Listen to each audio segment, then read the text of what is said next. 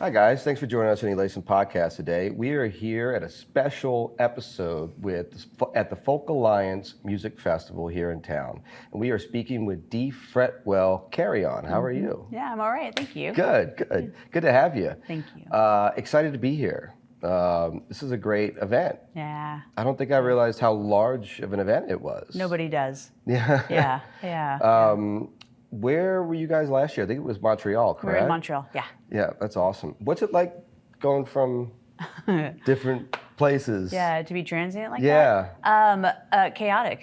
I bet. Yeah, it's great. We've been in Montreal before, and we've been to New Orleans before, so we are utilizing a venue that we've used in the past, but granted it's been like 6 or 7 years, so we always show back up and then try to remember where the bathrooms are and when the escalators are torn down, you know, like where are we gonna try to find the stairs? Absolutely. Yeah. Well, we're glad that you use New Orleans multiple times, because it's definitely a music city here. Yeah.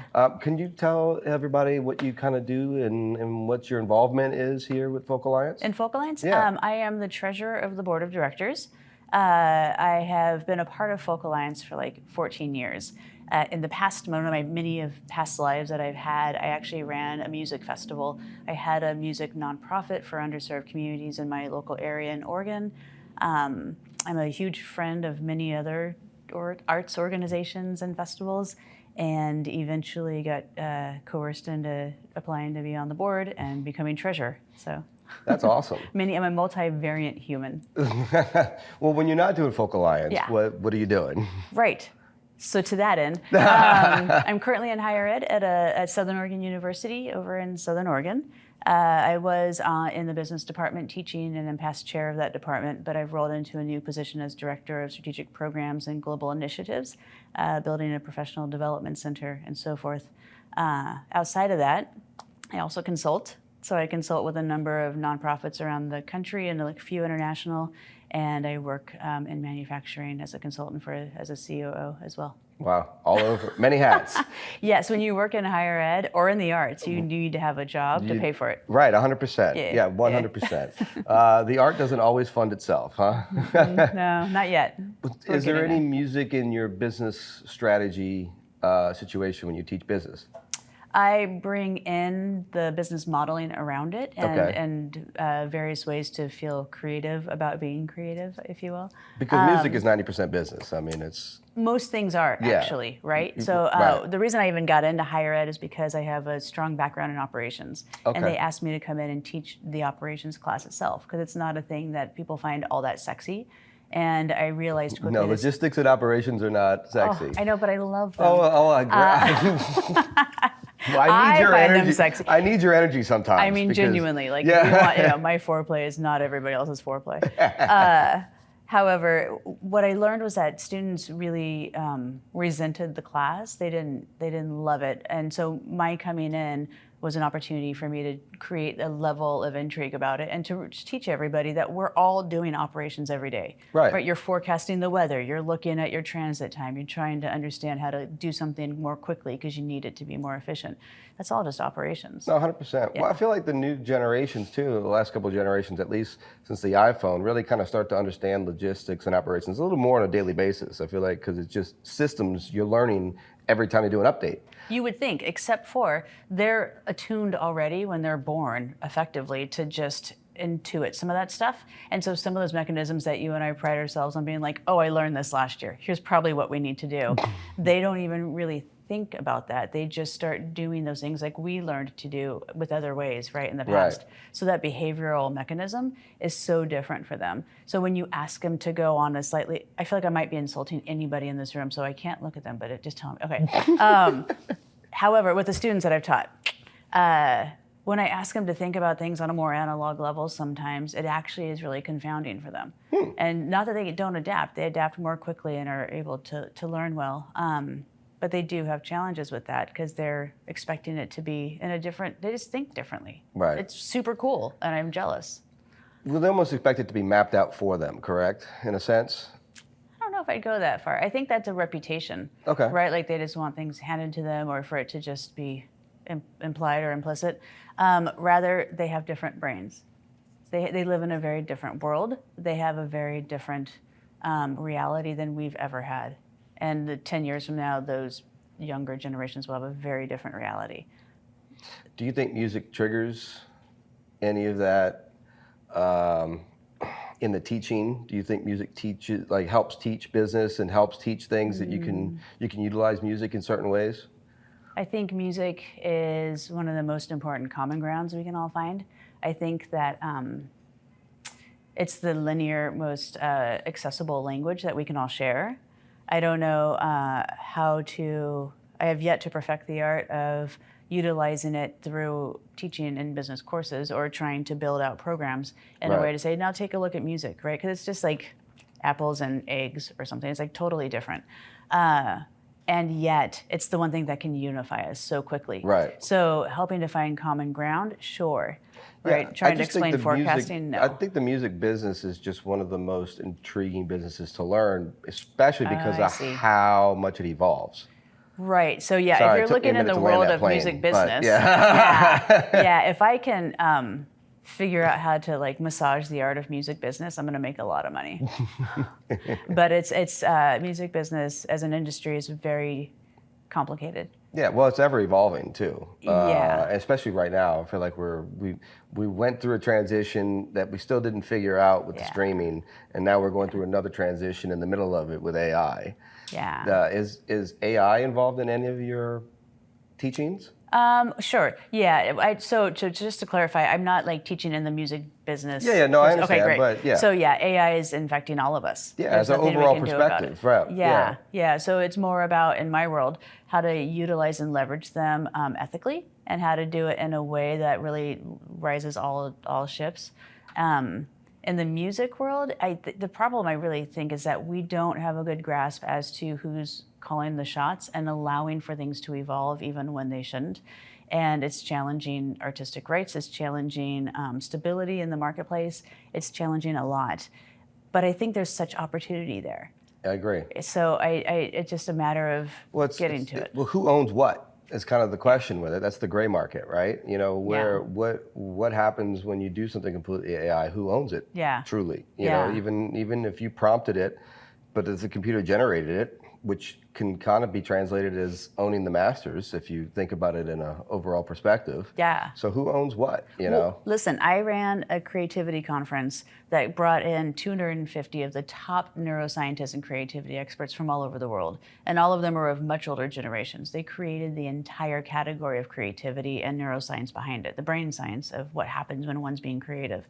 To watch these people argue in a room about if it's an AI-generated art piece, is it actually art or is it creative? Fascinating. I bet. And I have folks from multi-generations going at it, just trying to really, discern that like it's absolutely art. They're like, it could possibly not be. There's no chance. Right. It's really fun to watch them figure that out. Well, that's definitely a generational challenge there. That's for sure. Yeah. Well, getting back to Folk Alliance, what is your favorite thing about this festival? It's the people. It's the people. You can't get away from it. Like I said, it's, the music is that common language we can all share. Mm-hmm. And right now, one of the most pressing things, I think, is that we all need community, and we need to bring everybody together, and we need to come together, join at the table, and actually just become one again. It's becoming so segmented out in the world. And at Folk Alliance, everybody's equal. Everybody gets to just come to the table and just share and be and exist and enjoy each other and be creative and play and network. And yeah, it's the people. It's always the people. Yeah, that's awesome. Well, and I feel like, especially the world we live in right now, we are kind of segmented into different groups. And I feel like, music is the one thing that does shoot across spectrums. Yeah. So if you can approach that in a festival, I mean, I think it's, it definitely shows and helps artists grow a little bit, because they could. I mean, I walk downstairs. I can't tell you how many languages and accents I heard just walking in the lobby. Yes, dozens of countries are represented, and more so in other years as well, especially when we have a border that's open to everyone. So that's been a small challenge. But honestly, I will say that I am really pleased with the ability and accessibility that we've been able to find for the international side of Folk Alliance this year. We were concerned about the political climate and the chaos that has come with it. And yet our friends really made a hard choice to be here as best they could, and we're grateful because we're so much better when we're all together. Absolutely. So, yeah. Absolutely. What do you think is great about New Orleans specifically when you do a Folk Alliance here? Oh, it's like it's like showing up and just having a turnkey party. I mean, New Orleans is set for events. That's Right. all they do. Well, it's not all they do, but it seems like it's all they It's do. what we do really well. Yeah, that's right, because you are from here. Yeah. So for us, it's easy to be able to come in, but that's also like on the counter of that is that it can be challenging because we have so many people here who also have other gigs and opportunities to keep playing and to network, and then our audience where Right. everybody wants to be here together. But we also have New Orleans right outside, and so it's really fun to run down and get some beignets or to go check out some artists Right. or to go, do all that sort of stuff. So for New Orleans, at the end of the day, it is one of the heartbeats of America in music, and it's the most appropriate for us to be here. And yeah, we love it. No, I think it's awesome. Well, I think Yeah. it's a great time for New Orleans as well to possibly get some giggy musicians that don't get to be here often. Yeah. So we kind of get maybe some different views and different music yeah. that's hitting the corner, and I feel like that's also special. Yeah. Yeah. Let's see. What do you think your most important issues are in the music industry right now? How many do I get to have? Let's start with one, and we'll go from there. That's fair. The most important issue in music today, really, I have to pick one. Okay, I would say artist rights. I think. Going back to who owns what, right? Yeah. Yeah, and beyond that, it's not just about who owns the masters, who owns the publishing, who has, writers' rights and so forth. It's just their opportunity, the right to be able to even gain access. I don't know if you've tried to publish a song recently or tried to launch as an artist. It's one of the most cumbersome. I have raised 3 kids. I've been in higher ed. I've been in many other industries. I've done a lot in my world. And I think the hardest thing I've ever done is not childbirth. It's trying to launch an artist into the music world, from trying to figure out your pro to your mechanical licensing to the publisher rights Right. and other various components. It's incredibly complicated in the US. In Europe, you have one spot you go to. That's it. That's it. And in the US, you have to figure all of this out, and there's no linear approach. No, and no one tells you the full story. They try, the MLC is great at trying, Right. and other organizations really try to help, but it depends on where you're at in the process, and it depends on what you started first by accident, because you just don't know. Absolutely. So I would say artist rights for me and accessibility is one of the biggest challenges at this point. Yeah, I agree. I feel like, and it's been there for a while. That's been, a really big key. I mean, I didn't learn some of those key elements to how to protect yourself until I had things stolen from me. So, it's one of those things you kind of have to, either hopefully have a mentor or you learn the hard way, Well, and that's the other piece is that, I don't want to say AI is our biggest threat because I don't believe so. And yet, just seeing the trend of AI picking up songs that nobody's licensed yet in some way or Right. registered, and therefore now AI can claim it. The fact that AI can be an owner, again, threatens artist rights and accessibility. Absolutely. Yeah. Yeah, it shouldn't be an entity. It should just be a computer program. Totally. Right? Totally. Like a tool. Yeah. Yes. And, and it's a tool that fights back to us. It's weird. I mean, if I write a book in Word document and I publish that book, Word doesn't own it, Correct. right? Yes. So, I and that's where the gray market for right now for me is just it's so wide open, and no one truly knows how to navigate it. And the second they're going to find a law, AI is going to change again and it'll do something different. Yep. So I just hope the music industry kind of moves a little faster ahead of itself than what we normally do. Yeah. Well, but remember, we're regulated by governments and entities that are supposed to have some of this actually controlled. It's Right. supposed to be a controlled tool that has some sort of various effect, but there's some barrier to it. They don't know how to control it. They can't control DMV. How are they going to control AI? It's about as bad. And there might be some intentionality to it too, the lack of control. Yeah. So Yeah, absolutely. Let's see. When you go to other countries, is there a difference between the, I guess the members that join, as opposed like Montreal or New Orleans? Is there like a different group of people, or is it a little different doing it in international cities? How do you? Yeah. I'd say so, for sure. Yeah. I wouldn't necessarily claim it to be like drastically different, but I would say that when we're in Canada, we get more Canadians. Well, yeah, that makes sense. And when we're in the US, we get more US citizens. I would be remiss if I didn't state that we're looking at would it be wise to go into Canada a little bit more because their borders are more open. And we've really upset a lot of people recently with our political climate from all over the world. And sometimes people are just voting with their dollar. And it has nothing to do with Folk Alliance. They're still very much committed to us. Right. And I understand their conflict there. So, Political issues and music should not merge, in my opinion. Careful, you're talking to a folk conference. But it's one of those things. But if it's supposed to be the connector, that's why I feel like it blurs the connecting points. If Truth, but you might be mixing up connecting and fixing. And when there's, when people are, I guess, like unwilling to compromise or trying to find some sort of consensus amongst themselves, music isn't going to necessarily patch that. But we can even the playground a little bit, or at least bring people to the table so they can try to discuss.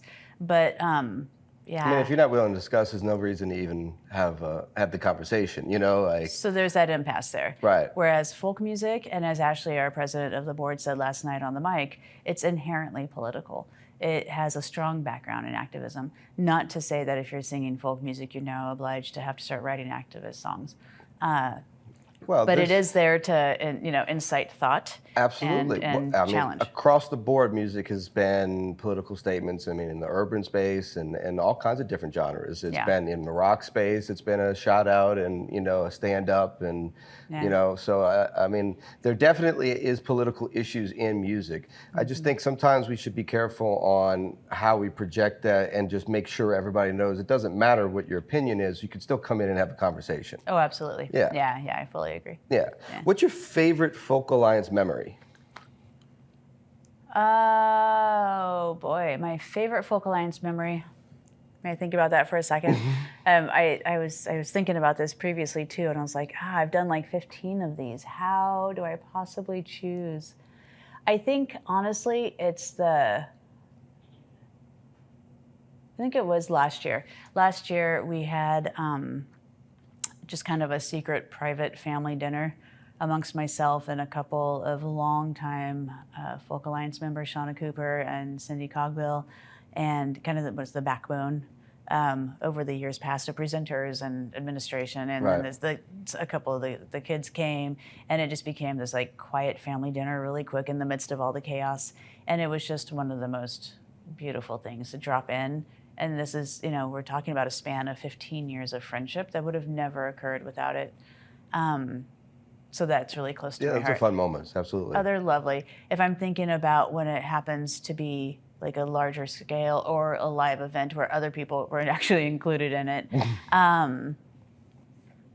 boy, I'd have to say, I think 2 years ago, or I don't think it was last year, I think it was 2 years ago, I went to a Gina Chavez performance, and it just happened to be one of those where people just kept showing up near the stage, and she'd go, "Oh, I'm so glad you're here, jump on," and pretty soon there was like 30 people on this very small stage, and the music that came out of it was exemplary, but the energy behind it was just precious. It was just one of the most telling natural pieces moments. of it. Oh, it was gorgeous. Yeah. And even if you didn't know anybody on the stage, you could walk in there and just be floored instantly by the energy. Yeah, that's awesome. Yeah. That's awesome. That's definitely one of those natural, organic moments music can bring if you just let it happen. And I feel like there are a lot of bars here in the city that love those moments and allow those to happen. It's tough for a bar sometimes to just allow some random events to happen. But I remember I was at a Sheila E. It was a birthday party for her dad in LA. and her dad's band and they're huge. It's like 40 people on stage. There's multiple congas, drums, and sections, and they just kept bringing people out of the stage to sing and play on the drums, and it was like 3 hours longer than it was supposed to be, and nobody cared. Everybody was just enjoying the moment. I love it. Those organic moments are just, you can't repeat that. You have to and enjoy you it can't as force it is. either. Right, you can't force it. You can't recreate it. You can't force it. Well, we're talking about music memory from Sheila E. From me. What about music memory in New Orleans? Did you have a favorite location to go see bands here, or? My favorite thing to do in New Orleans during the day specifically, and into the early evening, is to just walk around and wait for another parade to come by, and then just because y'all parade, you just all of a sudden a giant pile of people are walking by with a massive, brass band or something, and that's my favorite. That's absolutely my favorite thing because it's just so organic, like you said, and it just feels so justifiably intentional and mesmerizing. Absolutely. Yeah. What I was doing before, as I was waiting to come up here, I was just sitting on the corner, just soaking up the downtown because I hadn't been down here in a minute. So it was just, it's one of those things you feel the energy when you just look at the city, and it's all like that. It's all organic. Yeah. I love that. The street musicians and the random pop-ups that you'll just get, and the next you know, you have a crowd, a couple hundred people around somebody. It's pretty crazy. And I rarely walk by somebody and I go, ooh, I don't know how far they're gonna get, right? Like you walk around here and you're like, it's a wonder anybody wants to be a musician. Everybody's so good. Everybody's so good. The competition is deep. I know. You guys have a deep bench. I know. What's your favorite food? Aw, thanks for asking. Italian and French, there's two, and I will pick either one at any time. I'm happy to. I'm allergic to shellfish, so New Orleans is a little challenging for me. Have you had Adolfo's? No, can somebody text me that? On Frenchman Street? Really? It's an old school mafia Italian restaurant. Only takes cash, no reservations. It's above a bar. No, I love them already. It's unbelievable. Is it still run by the mafia? You know what? I haven't asked in a while. Because I'm so in even more if they are. I would honestly assume so with the only cash vibe. Yeah, totally. Yeah. But they have great specials. So okay. check it out. Adolfo's. Okay. We'll text it to you. Yeah, I promise. please. Yeah. Thanks. But that's awesome. Well, is there anything that you specifically about this year, this event, this time in New Orleans want to accomplish? What would that be? I don't think I have. If there was something that I really wanted to make sure I did here, I think it would just be connecting with my people. I think we're all asked right now. I'm feeling really pressed to really go inward communally, like regionally where I'm from, and also like making sure my people outside of that are really together. So how to both contract and expand, right. I don't know, but Folk Alliance is like the one spot where I can do that with 3,000 of my most favorite people. and like 50 of them are like extremely close, like family to me. And it's rare that you get to do that we actually get to just convene together. So yeah, getting that like quick little bit of soul vitamins. That family-oriented vibe, yeah. Yeah, and that's pretty much my big goal here is just to connect with everyone and make sure I can look at them and say, okay, I think you're okay. We're all okay. Keep moving in this music industry that we're navigating, right? Yes. But again, it's the music that binds us. So absolutely. Well, great. It was great having you today. Thank you. Thanks for having me. Absolutely. Would you like to share any future events that's coming up for Folk Alliance, or what's the next year look like? Or? The next thing, a year from now, we'll be in Chicago, which is super exciting. In between then, in April, we're doing, every year we do Folk Plus, which is an online conference. Okay. And it has more music programming. It also has a lot of professional development opportunity for artists and industry folks. And then we have like year-round programming online all the time, but they're just smaller kind of one-offs and workshops and various components. So it's an exciting year. We're Awesome. gearing up. Awesome. Yeah. Well, great. Well, I'm glad you guys came to New Orleans this time. And Thank I you. can't We'll be wait. back again, too, Okay, in I just a can't couple wait. of years. I can't wait. I Yep. can't wait to have you back. Yeah. And thank you guys for everything you do here Thank you. and everything you do in the music industry as a whole. Thank you. So I appreciate it. Yeah, I appreciate you. Thank you guys for joining us today. And if you'd like to see more, please like and subscribe. And I'll see you next time on the Elation Podcast. Peace.